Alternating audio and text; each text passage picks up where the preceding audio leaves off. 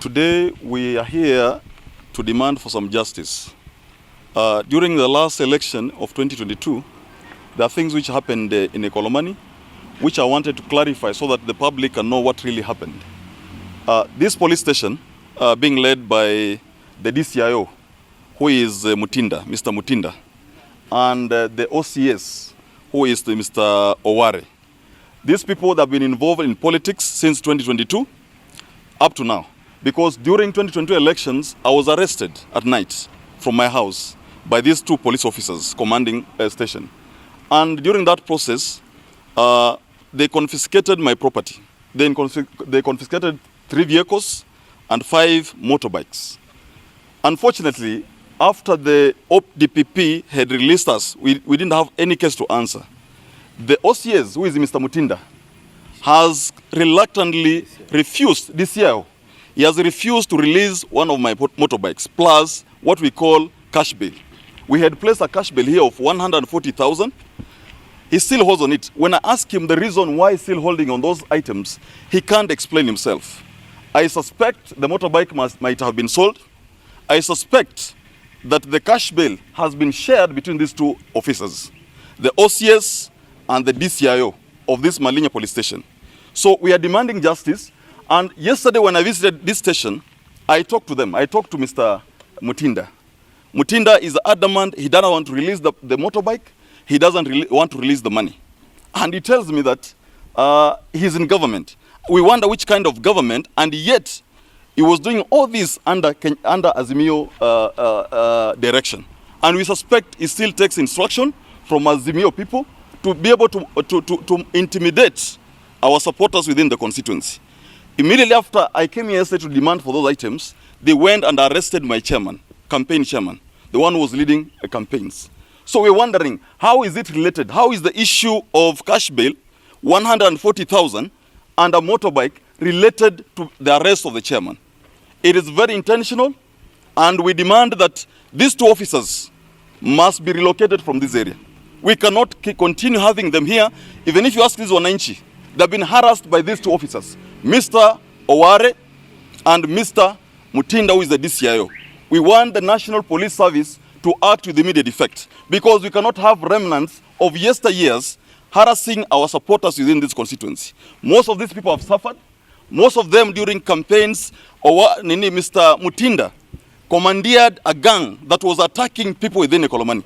We have the evidence, we have the victims, we have the people who committed those crimes. So we are saying Mr. Mutinda and Mr. Oware must find some other place to go and exercise their Azimio agenda, not in Ekolomani.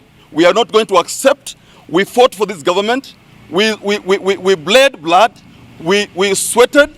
We don't want people to come here, people who are Azimio, pro-Azimio, when they are commandeering Azimio gangs to attack our people during campaigns, to continue serving in this station. They are bipartisan.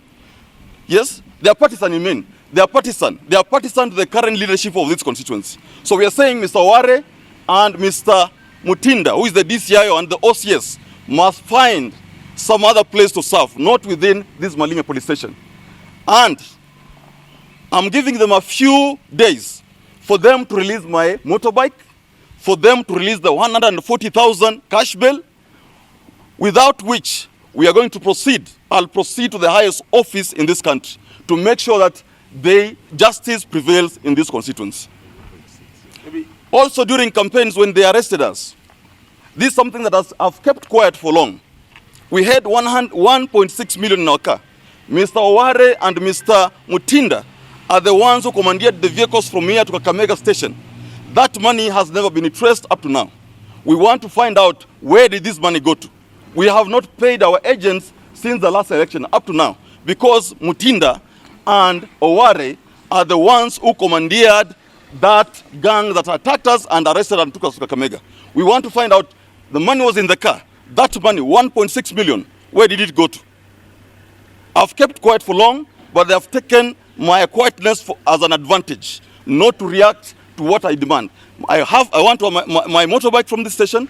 I want my 140,000 as cash bail from this police station. We also want to find out who took the 1.6 million that was meant for our agents. Maybe could you be having the number plate of the motorbike that you're talking about? The logbook is here. When these vehicles were arrested, 3 vehicles were taken to Kakamega with 4 motorbikes. One motorbike, Mutinda ordered for it to be put here. The one that was ordered to be stored here is the one we are pursuing. The ones which were in Kakamega, they were released. But this one, Mutinda has adamantly refused to release that motorbike. This is the number plate of that motorbike. It belongs to Butichi, to my company. Just read it. The logbook reads, the owner is, where is the owner? Number plate. The number plate is KMFG 725K. Yeah? That is the number plate belonging to Butichi and Associates. It is under my company. So we are demanding for this motorbike to be released, and I suspect maybe they have already sold it out, because we have cases of young men and women being arrested with the motorbikes, and those motorbikes are never traced where they are. So this one, they are going to return it, plus the 140,000 cash bail, plus the 1.6 million that was in the car for the agents. Secondly, yes? The date of arrest? The date of arrest was on the eve of the election, last election. Another thing that we are also pursuing is, during the campaigns, we had goons who had been organized by Azimio gang, who attacked our people. We reported here those cases. We have the OB numbers. We have the case numbers. Mr. Mutinda has never pursued those cases up to now. While anybody who deemed to be Kenya Kwanza at that time was arrested and charged in court. But these cases that have been reported that were reported by our camp to having been committed by Azimio, those cases have never left this station. We want to find out what happened. Because once a case has been investigated, either it is supposed to be closed, the file to be closed, or the case to be prosecuted. We have never had any closure. We've never had any prosecution. From here, I want to follow the procedure under National Police Service. From here, I'm going to launch an official complaint with the National Police Service about this station and these particular 2 officers. If I don't get a reply from the National Police Service, is when we are going to proceed and prosecute those 2 officers. Because even the case where they arrested us has never been, the DPP said we did not have any case to answer. So in the first place, my rights were violated as a candidate during that election. That they arrested me, kept in the station up to evening. I did not participate in the voting. I did not participate in arranging my campaign agents. All my chief agents were put in. It was intentional. It was malicious by the officers to make sure that we do not participate in the process of election. So we are going to launch an official complaint to the National Police Service. When I'm leaving here, that's the launch I'm going to make. 2, if I don't get a reply from them, then we are going to proceed to court and have Mr. Mutinda, the DCIO, and the OCS, Mr. Oware, be prosecuted from this station. Are you going to do that at an individual level? Are you going to go for the National Police Service or Mr. Mutinda and Oware individual? These are individuals we are going to isolate from the service. The other officers, the discipline officers, we cannot prosecute National Police Service as a whole. We are going to go for Mr. Mutinda, who is the DCI in Malinya, and Mr. Oware, who is the OCS in this station. In total, how much are you asking? I'm asking for the cash bill, 140,000. That's the first item I'm asking for. 2, I'm asking for my motorbike, which was retained here. 3, we are asking for the 1.6 million that was meant for agents. The party had given us money to be able to pay agents. All that money disappeared during that arrest. And Mr. Mutinda is the one who was commandeering police from Kakamega to arrest me. He's the one who organized for these vehicles to be driven from here to Kakamega.